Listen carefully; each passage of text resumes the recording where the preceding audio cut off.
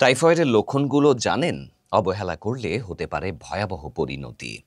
Typhoid হচ্ছে salmonella typhi নামক bacteria দ্বারা সৃষ্ট এক প্রকার জ্বর। এটি সাধারণত দূষিত খাবার বা পানির মাধ্যমে ছড়ায়। শুরুতে সাধারণ জ্বরের মতো মনে হলেও ধীরে ধীরে শরীরের তাপমাত্রা বৃদ্ধি, পেট ব্যথা, দুর্বলতা, ডায়রিয়া দেখা দেয়।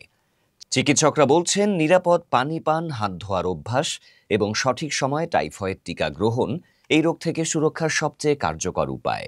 আপনি বা আপনার পরিবারের কারো দীর্ঘ সময় জ্বর থাকলে দেরি না করে চিকিৎসকের শরণাপন্ন হন। টাইফয়েড টিকা নিন, নিজে বাঁচুন, পরিবারকেও বাঁচান।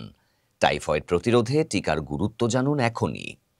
অনেকে ভাবেন টাইফয়েড হলে চিকিৎসা করালেই যথেষ্ট, কিন্তু বাস্তবে এই রোগের পুনরায় সংক্রমণ খুবই সাধারণ বিষয়। তাই এখন চিকিৎসকেরা বলছেন প্রতিরোধী হলো শ্রেষ্ঠ সুরক্ষা। 6 মাসের বেশি বয়সী শিশু থেকে প্রাপ্তবয়স্ক সবাই টিকা নিতে পারেন। এটি একবার নিলে কয়েক বছর পর্যন্ত সুরক্ষা দেয়। বিশেষজ্ঞদের মতে পরিষ্কার পানি ও সঠিক টিকার ব্যবহারে টাইফয়েডের সংক্রমণ 90% পর্যন্ত কমানো সম্ভব। টাইফয়েড থেকে বাঁচতে 5টি সহজ অভ্যাস। প্রতিদিন মাত্র 5টি কাজ করলে টাইফয়েড হবে না। শুধু সেদ্ধ বা বিশুদ্ধ পানি পান করুন। রাস্তার খাবার খাওয়া যতটা সম্ভব পরিহার করুন। খাওয়ার আগে ও পরে সাবান দিয়ে ভালোভাবে হাত ধুয়ে নিন।